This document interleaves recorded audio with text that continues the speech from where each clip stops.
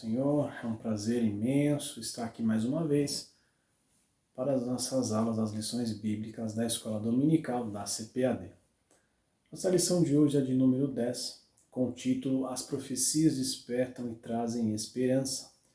Nosso texto áureo está em Apocalipse, no capítulo 1, verso 3, que nos diz o seguinte: Bem-aventurado aquele que lê e os que ouvem as palavras desta profecia e guardam as coisas que nela estão escritas, porque o tempo está próximo.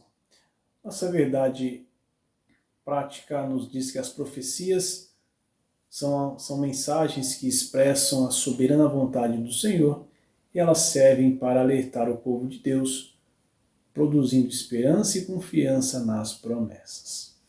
Nossa leitura bíblica de classe ela está em Jeremias, capítulo 1, do verso 4 ao 10, também em Joel, capítulo 1, do verso 1 ao 3, e Apocalipse, do capítulo 1, do verso 1 ao 3.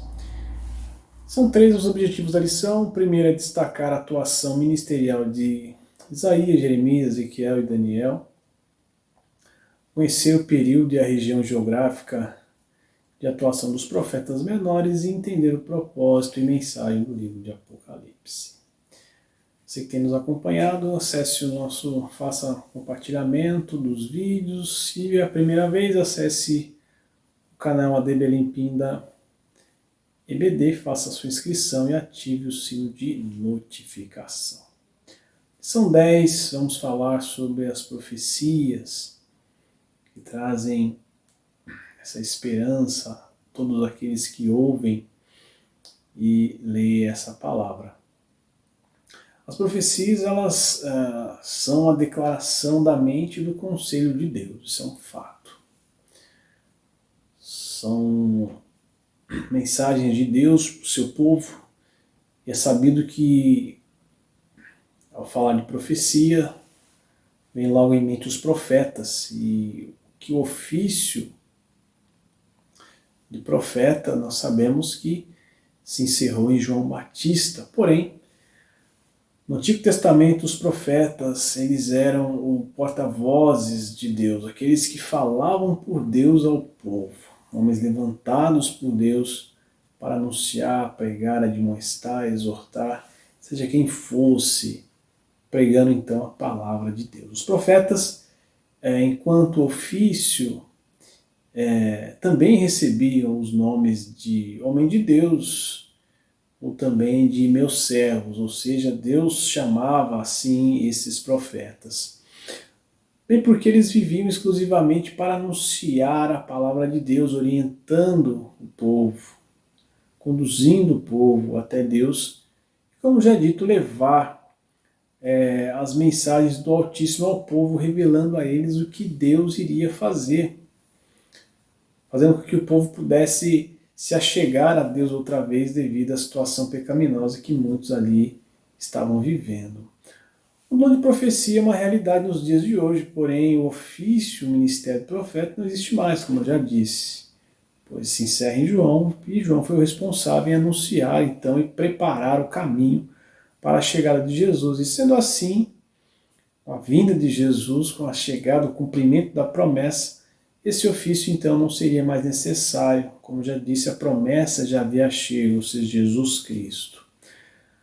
Deus ainda usa pessoas para transmitir a sua mensagem, isso é um fato. Seja pregando a palavra por meio de revelações divinas. Contudo, a maior profecia de todas é a própria Bíblia Sagrada, porque tudo está ali. Pois, como já mencionado, a profecia é a mente e os conselhos de Deus para a humanidade. E a Bíblia, sendo a sua palavra, todas as profecias que o homem necessita estão presentes na Bíblia Sagrada, porque muitas das profecias foram cumpridas, a grande parte delas, enquanto que outras ainda irão se cumprir, e de fato se cumprirá. E ao se cumprir, ela cumpre então o seu propósito, que é de alegrar e trazer esperança àqueles que a ouvem. Isso é um fato. Na nossa lição, tópico de número 1, os profetas maiores. Esses recebem este nome devido ao tamanho de seu volume literário em relação aos demais profetas. Então, quando falamos do tamanho do livro, isso é referente ao seu conteúdo, né, e não de sua importância, porque todos são importantes. Então, é a quantidade, o volume desses livros, bem porque todos os demais livros referentes aos profetas, seja maiores ou menores, são extremamente importantes, de mesmo teor e valor. Os profetas maiores são Isaías, Jeremias, temos também Lamentações de Jeremias, obviamente, Ezequiel e Daniel. Isaías e Jeremias profetizaram no Reino do Sul, em Judá, sendo que Isaías inicia seu ministério profético no reinado de Uzias, no ano de 740 a.C., e o seu propósito foi declarar o descontentamento de Deus com o pecado e o julgamento destes pecados. E dos maiores propósitos dentro do livro de Isaías foi estabelecer a esperança e a promessa para o remanescente fiel, inclusive o advento do Messias. Já Jeremias profetizou no reinado de Josias, Joaquim, Jeconias e Zedequias, tendo início seu chamado no ano 626 a.C. Ezequiel inicia seu ministério no ano 593 a.C., no quinto ano do reinado de Joaquim. Jerusalém é destruída em 587 a.C., Ezequiel é levado à Babilônia. Daniel também profetiza, ele é levado à Babilônia como cativo no ano 605, então nós temos aí então um dos profetas do exílio. Já no tópico 2, referente aos profetas menores, e já foi citado isso, todos os 12 profetas menores não são inferiores em relação aos maiores, foram todos chamados por Yahvé para proclamarem uma mensagem de exortação ao cumprimento dos fundamentos éticos e espirituais de Deus para seu povo e os povos vizinhos, para os reinados, para os impérios. Eu acho maravilhoso e lindo o que todos esses profetas fizeram, cada um em seu tempo, outros contemporâneos entre si, né? Mas todos eles foram fiéis. Haviam sim os falsos profetas, mas dentre esses a qual estamos falando, todos eles foram fiéis na palavra do Senhor, foram fiéis àqueles que o alistaram, foram fiéis naquilo que acreditavam e viveram realmente a fidelidade de Deus com a sua vida, com o seu cumprimento. Esses homens não tinham medo de nada, eles exortavam a qualquer um, digo isso pois eles não poupavam ninguém, principalmente os poderosos, os reis da época, os imperadores, bem como os líderes religiosos corruptos, sem medo nenhum de represália. Isso se dava porque eles eram realmente servos de Deus, serviam ao Senhor, não serviam ao seu próprio propósito, não buscavam seus interesses, tampouco querer subir de posição ou ter alguma coisa além, oprimindo o povo ou dizendo algo que não fosse da parte de Deus para enaltecer o ego de um rei ou outro. Esses homens não fizeram isso, pagaram preço, mas com toda certeza estão na glória, naquele grande dia. Já está reservado para esses homens porque eles foram fiéis em tudo. Os profetas em geral, eles são divididos no modo didático, como pré-exílicos, exílicos e pós-exílicos. Isso é uma questão didática para que o leitor da Bíblia possa se orientar, compreender realmente em que posição, em que momento esses homens atuaram, qual o reinado onde eles estiveram.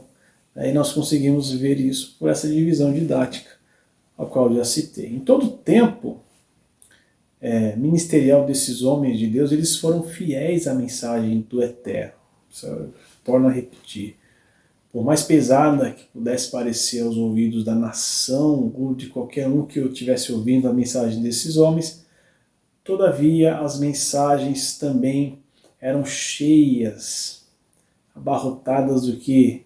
De esperança, de renovo, porque esse é o papel crucial da mensagem do Senhor.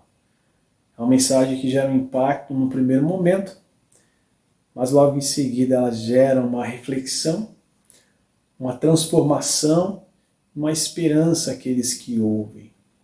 Então esses homens foram firmes em tudo isso. Nós vemos Oséias profetizando entre 793 e 753 a.C. Aos reis de Judá, no caso Uzias, Jotão, Acás, Ezequias, tá? Reis do norte, no caso era Jeroboão. Vemos Joel em 835, 830 a.C. E ao falar de Joel, o propósito do que Joel anunciava era exortar o povo a arrepender-se, voltando humildemente ao Senhor. No caso de Oséias, ele leva Israel ao arrependimento de suas próprias iniquidades. Amós já profetiza entre os anos 760 e 755 a.C. Nesse momento o rei de Judá era Uzias e o rei do norte era Jeroboão II. A sua mensagem era disseminar a iminência do juízo divino sobre Israel e as nações em derredor.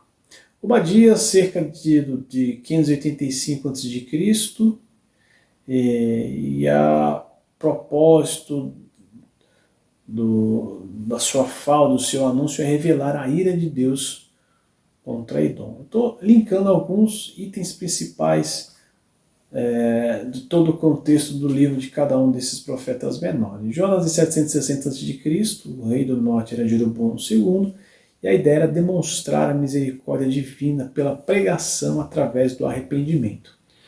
Miqueias, 775 a 710 a.C., o rei de Judá era Jotão, Acás e Ezequias. Ou seja, o propósito de Miqueias era advertir a nação sobre a queda de Jerusalém e Samaria como juízo de Deus. Já Naum, cerca de 630 a 620 a.C., os reis de Judá e do norte não estão citados no referente ao livro de Naum, porém o propósito era anunciar a iminente destruição da ímpia cidade de Nínive.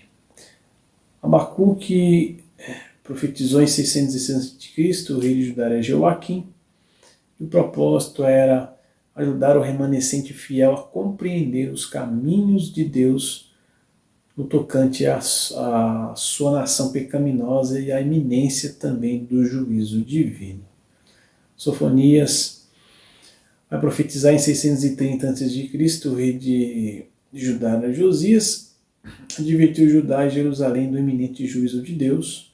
Ageu em 520 a.C., já na questão, sendo aí um dos profetas pós-exílico, ele exorta o povo judeu na retificação do templo. Zacarias, 520 a 470 a.C., também pós-exílico, com o propósito de fortalecer os judeus quanto à vinda do Messias. Malaquias profetiza em 430 a 420 a.C., também pós-exílico, e o propósito era confrontar os sacerdotes e o povo para arrependerem-se dos seus pecados. Nós vemos então que esses homens tinham isso por ofício e faziam com excelência, sem medo algum, pregando, anunciando, exortando, encorajando e também trazendo promessa ao povo. Já no item 3 da revista, nós vamos falar sobre o livro do Apocalipse, e dentro da questão que estamos tratando, que é as profecias encontradas na Bíblia, o livro de Apocalipse é um livro que exibe e retrata, obviamente, o poder soberano de Deus, de que Ele está no controle de tudo, dando aos seus leitores esperança em tudo que foi revelado a João. Algo a ser dito é que cada profeta fez uso de um método para expor as revelações divinas, isso incluindo a visão pessoal de cada um deles. Eu não estou dizendo que o profeta escreveu, colocou o que ele pensava, o que ele queria. Estou dizendo que naquilo que Deus trazia para ele, ao transmitir ao povo, ele fazia o uso do seu estilo, e cada profeta escreveu um estilo, fez o uso de figuras de linguagem para interpretar aquilo que Deus havia dito a eles. Então, cada um deles é bem peculiar o modo como eles tratam ou trazem a palavra do Senhor. Vemos isso em Apocalipse. A linguagem de Apocalipse é bem diferente em relação aos demais, embora que em Daniel também nós temos essa visão apocalíptica, né, ali naquele livro, embora que o Apocalipse, como eu já disse, retrata o poder soberano de Deus, daquilo que há de acontecer no tocante à promessa e a esperança que Deus ainda há de passar para o seu povo.